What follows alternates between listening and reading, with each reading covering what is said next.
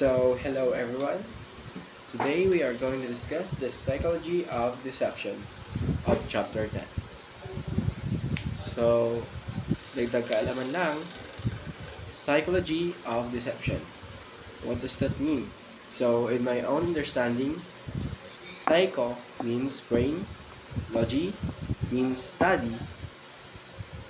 So, in layman's term, psychology of deception means the study of the human brain and how deception works.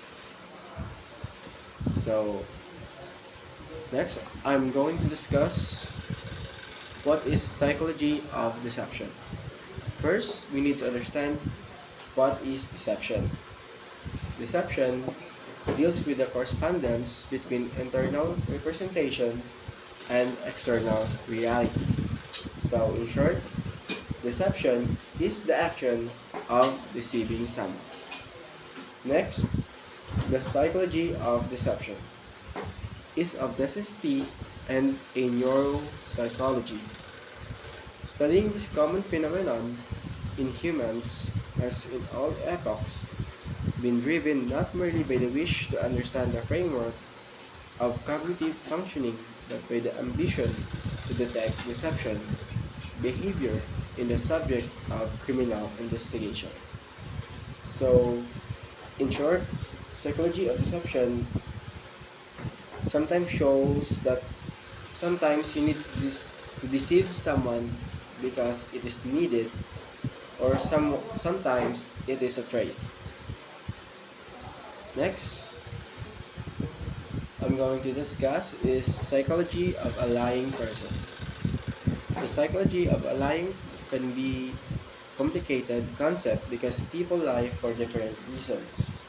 Some people lie to avoid punishment or to avoid hurting someone else, while some lie because of fear, anxieties, or situation that provokes a person from his instinct of self-preservation.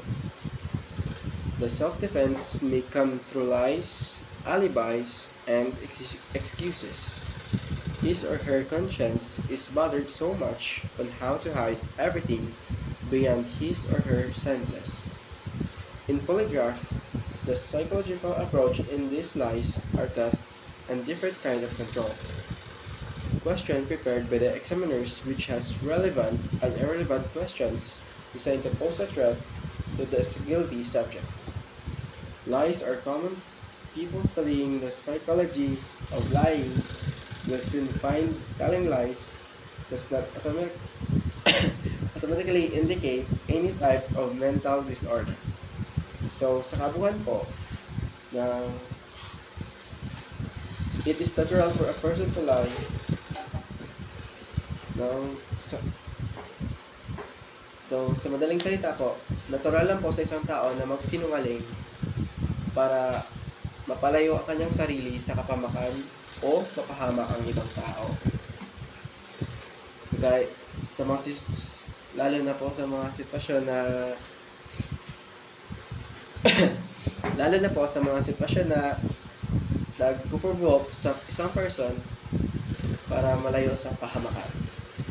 Sometimes lying is also a self-defense, alibi o excuses para hindi niya maisip na or para hindi ma-bothered ang kanyang conscience na sa kung ano man ang nagawa niya. Pero according sa studies ng mga psychology, ang pagsisinungaling or deception ay hindi po nag-i-indicate ng any mental disorder. Next, I'm going to discuss is what is psychophysiology. Psychophysiology is a branch of psychology that is concerned with the psychological basis of psychological process. Ulo, no? Emphasis is placed on the psychological process underlying human behavior and their effect on polygraph examination results. Topics include psychological disorder, personality, stress, perception, motivation, emotion, memory, sensation, social psychology, and social processes. So, in my own understanding, psychophysiology ay nagpo-focus kung para malaman kung ano ang mga underlying behavior ng isang tao at kung ano ang magiging epekto nito sa polygraph examination. So, lastly, I'm going to discuss what is the meaning of lying. Lying is uttering or conveying falsehood, creating a false or misleading impression with the intention of affecting wrongly the acting or opinion or affection of another.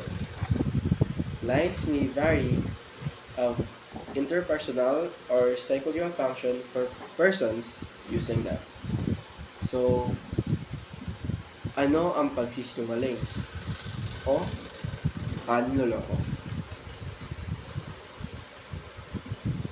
So, sa madaling salita, ang pagsisinungaling o panloloko ay ang pagsasabi ng hindi katotohanan kung saan aakalain ng isang tao na totoo ang kanyang mga sinabi sa kadahilanan ng kanilang opinyon or ang pagtitiwala ng isang tao sa kanila.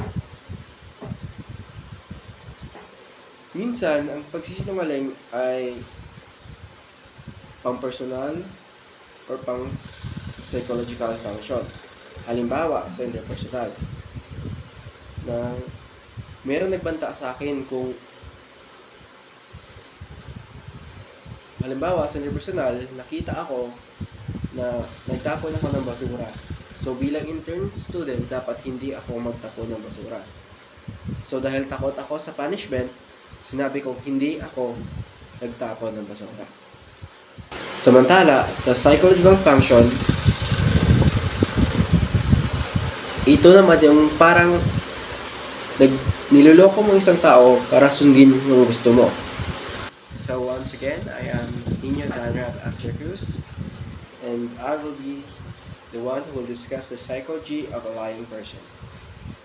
First is pathological lie.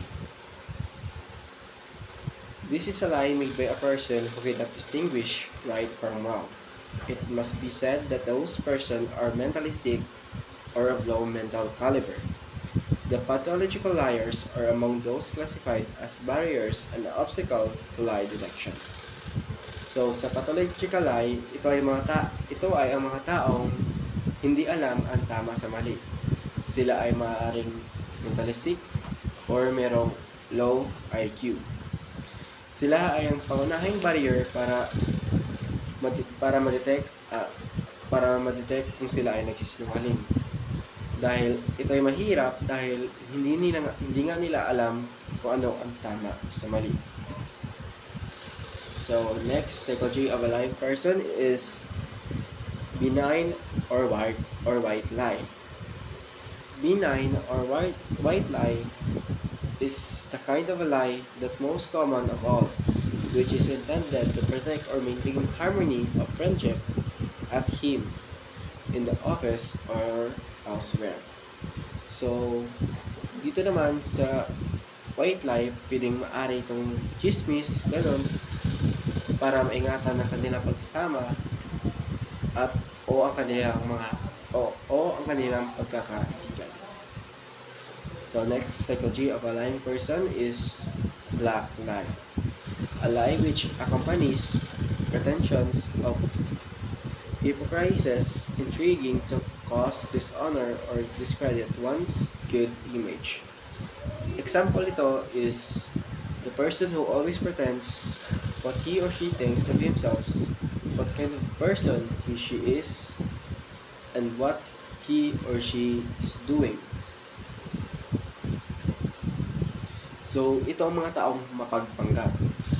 Kunwari, hindi naman siya ganun kasikat, pero ang kanyang sarili ay inaangat niya nga, kunwari, siya daw ay, hindi naman siya ganun kagaling basketball. pero pinapakita niya sa lahat na parang ang galing-galing niya or bibi siya, parang ganun po. So, next psychology of a lying person is red lie. This involves political interests and motives because this is a part of communist propaganda strategy. This is lies of this person is to is purpose to destroy other ideologies by means of propaganda brain, washing and blackmail via espionage and treason. So, sa red lie, parang ito din nakakaangat na grabe na yung pagsisinungaling.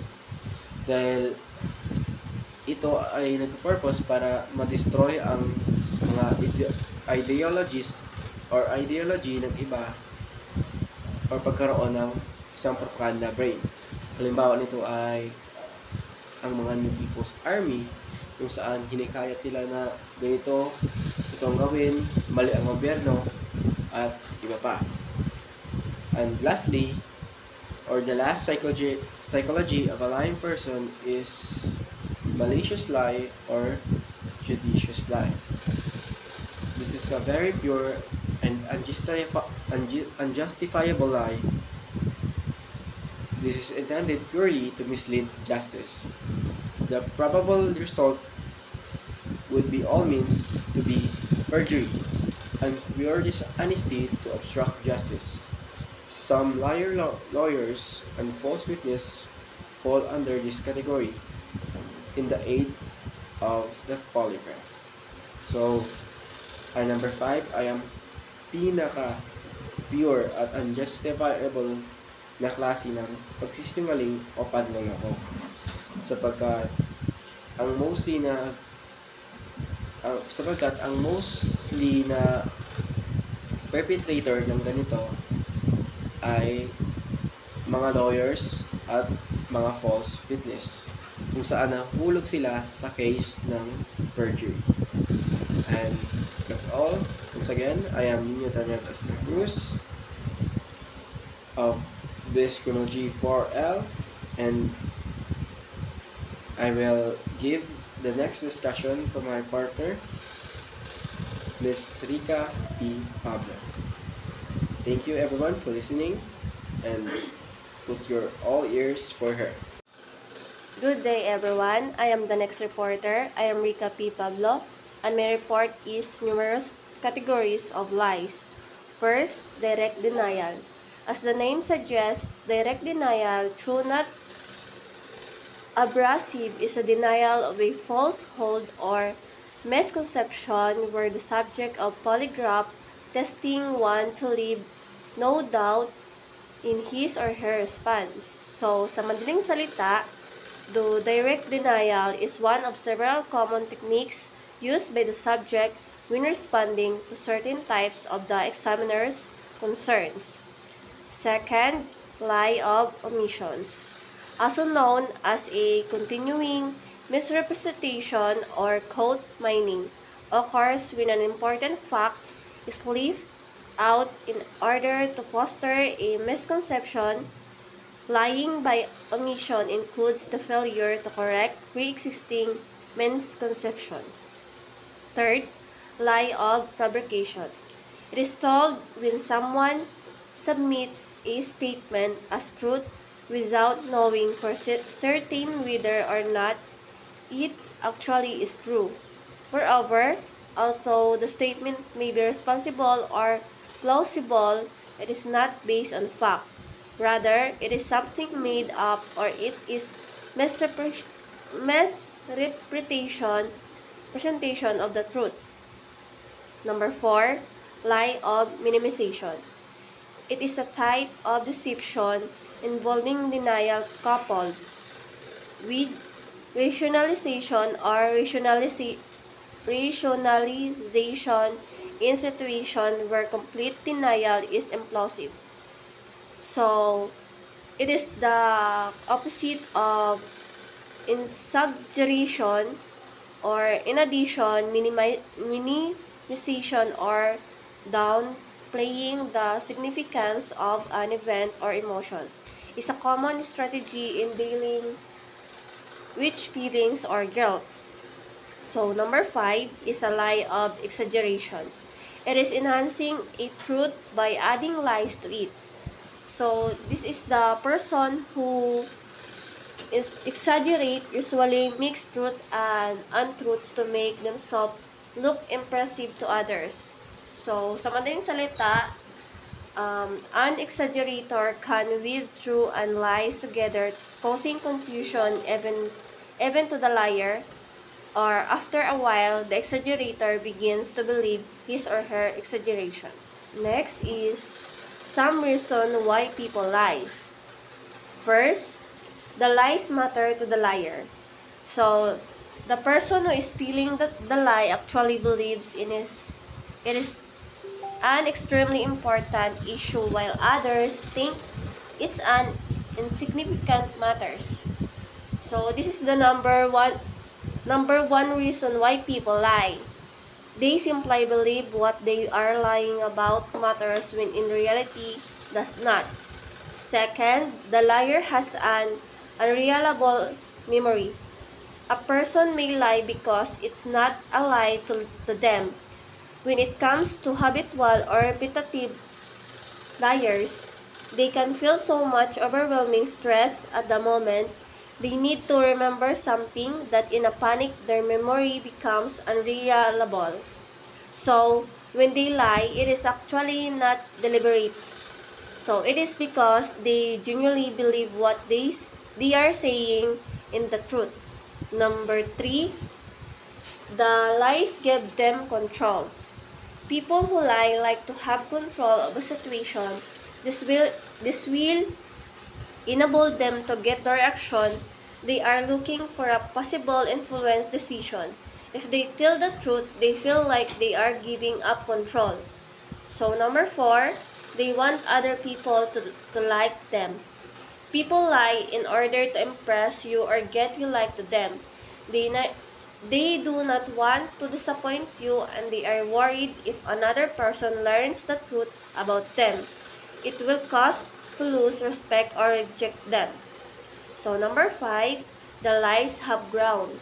If one lie is told, it is not unusual for another lie to be told to cover for the first one, and so on and so on. The original lies grows into a series of lies. Once any lie from that series is disproven, things begin to unravel and the distrust begins. So number 6 is the liar wants the lie to be true. So this is the person telling the lie, so desperately wants the lie to be true, that their desire overwhelms them, and they will be lie instead of telling the truth. They hope that by repeating it over and over, they can somehow make it become true. So number 7 of some reason why people lie is other reasons. Some of the more common basic reasons why people lie include: A. They lie to malicious and hurt other people. Letter B. Their lie are their excuses for doing something wrong. Letter C. They lie to inflate their image. Letter D. They lie to get ahead financially. Next, common diagnosis of lying is classified into 5. First, antisocial personality disorder. This disorder is also known as sociopathic, and it is a mental condition in which the person has no regard for right and wrong, also no remorse in shown for their behavior. They persistently lie in order to deceive others and often become criminals. Second, histrionic personality disorder. So, this means mental condition and characterized by exaggerated emotion and demanding attention seeking behavior. So, this is the lie are incorporated into their behavior. They can be intense episodes of anger, depression, and anxiety lasting for hours to days. Number 3, borderline personality disorder. So, this is a mental condition that affects how we feel about yourself and others. It exhibits varying moods and behavior. This result in impulsive behavior and unstable relationship. The lies tend to stem from emotional manipulation. Number 4, factitious disorder. This mental condition is when a person acts as if they have a physical or mental illness but do not. They about their symptoms, they may alter test, fake symptoms, and hurt themselves to bring on symptoms. So, the last common diagnosis of lying is number 5. Other disorders is the other mental disorders exist that may result patients telling lies but not realizing that what they are saying is true. Example, including paranoid personality disorder or some the dissociative disorders. Next, attributes of a compulsive liar. So, this is a 7 classified. First is frequently lying. Frequently lying is a compulsive liars will lie about important matters, but they are just as likely to fib about inconsequential matters. Many people lie occasionally, but a compulsive liar lies numerous times each day. Number 2, self-esteem issues. Many compulsive liars begin telling lies to avoid reality or certain perception they have about themselves. The poor self-esteem may convince them that other people will not value them for who they truly are. So they make up what they feel are more interesting stories and attempt to pass them on as the truth. They might also make up lies to cover up behavior they do not want anymore to know about. Number 3, attention-seeking behavior. So, this attention-seeking behavior is the trait of a compulsive liar that can be closely related to other self-esteem issues. The person lying often spins tales designed to elicit sympathy for himself or herself or captivate another person's attention.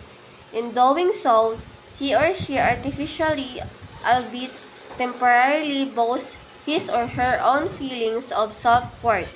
Number 4, changing stories.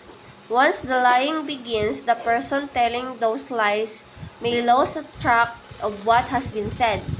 So, this changing story this can lead to an abrupt change of story when she or he is confronted about conflicting statement he or she has made. Number 5, telling different versions. In the course of weaving untruths, a compulsive liar may tell different people different versions of the same story that do not match up when compared.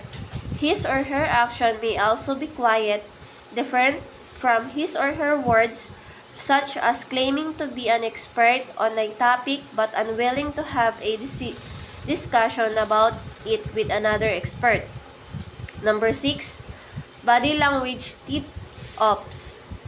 This body language tips-offs is a truly compulsive liar may be so adept at telling lies that it's difficult to spot.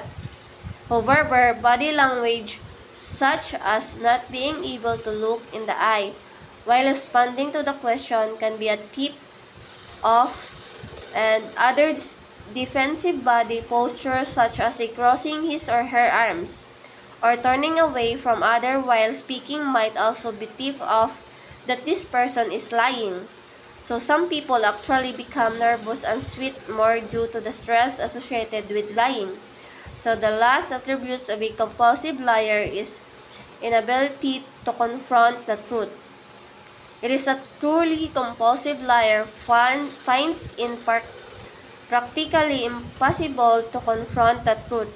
Either this person is unable to admit lying even when proof of that lies is presented, or he or she can or remember what the original truth was bad or his or her has. And yan lamang po. Maraming pong salamat. And the next reporter is Christian Angelo Palma. Thank you and have a good day to all. Good day, everyone. Good day, ma'am. My name is Christian Angelo Di Palma, uh, reporting the what is a deception. So, deception refers to the act, either big or small, cruel or kind of encouraging people to believe information that is not true.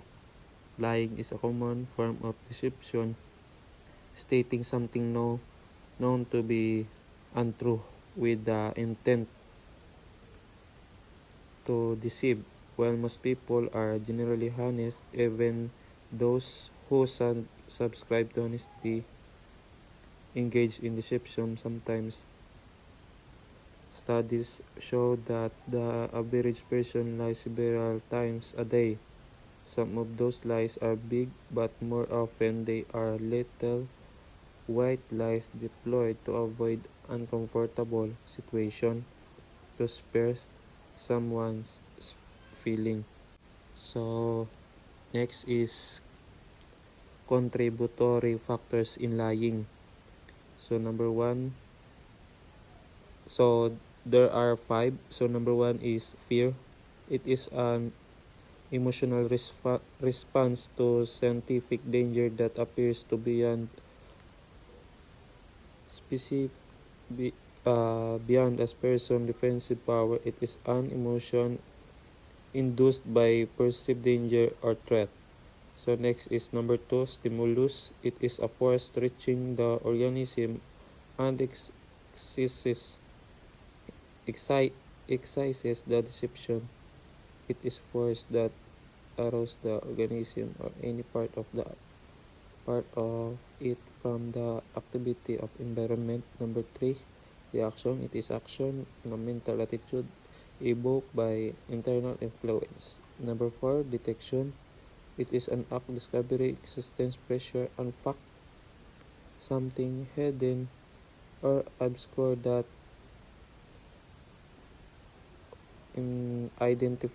identifiable meaning to someone. Number five, environment. It is the sum total of the simulation that a person acquired from the time it was conceived.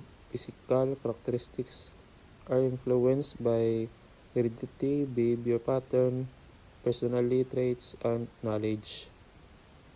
So there are two types of basic response.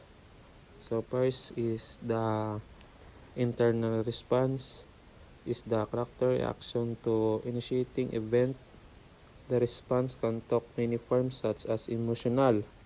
For example of this is the pigs get excited when they see they need shelter. Generally, the internal response provides motivation to do something.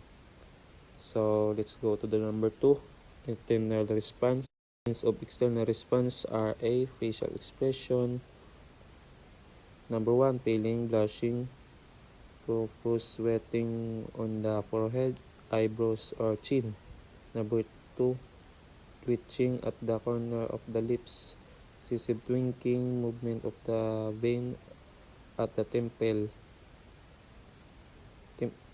And number three, dilation of eyes, protrusion of the eyeball, and elevation of upper eyelid, and B, postural reaction. So next, the symptoms of lie and detections. There are 8 for my part. So first, stammering. Stammering is numeric. It is a speech disorder in which the flow of speech is disrupted by involuntary repetition and pronunciation of sounds, syllables, words, or phrases as well. So number two, Swearing to God, it is used to emphasize strongly that a person is telling the truth. Therefore, this generally means that someone wants to make a sincere oath to God regarding a situation or show great sincerity or conviction to a conversation of beliefs. Number 3, pointing guilt to others. Pointing guilt to others can be considered as guilt avoidance. Unlike all defense mechanism, can considered another form of emotional avoidance, invading the experience of powerful, unfor- uncomfortable feelings of guilt. Number 4, alibis and excuses. Alibis are the explanation given by a person accused of crime that he or she was somewhere. While excuses are intended to avoid blame, alibis are statements by a person who is possible perpetrator of a crime of where they were the time particularly offense was committed, which is somewhere other than where the crime took place. Number 5, absent-mindedness. Absent-mindedness is a mental condition in which the person experiences low levels of attention, frequent distraction. Mindedness is not a diagnosed condition but rather state people experience in their daily lives from verify of different causes including boredom, sleepiness, or focus on internal thoughts instead of internal surroundings. Number 6, requesting for repetition of question. A person will request for repetition of question as way to stall while they try to cope up with lie. Number 7, making counter question. An individual person who is subject to questioning may also ask another question, response question, and avoid direct yes or no answer practically any question made by investigator. Number 8, attending personal necessities. A necessity that includes only the personal interest of the subject person under questioning and therefore confers only a limited privilege of or justification which the subject person is requesting while the examination in going on purposely to have some breath or to get out of pressure imposed upon him or during questioning as by product of inner turmoil produced by telling lie or deception. So that's all my report. Thank you for listening, ma'am and classmate. Good day everyone, I am Janil Magibon and I will discuss different form of deception. Deception. Deception is not always an outward facing act. There are also the lies that people are telling themselves before reason ranging from one maintenance of self-esteem to serious delusions beyond their control, where lying to oneself is considered to be harmful. Some experts argue that certain kinds of self-deception, like believing one can accomplish a certain goal even if the evidence exists to the contrary, can have a positive effect on overall well-being. The next topic is how to notice deception. Researchers have searched for ways to definitely detect when someone is lying. We know that someone is lying.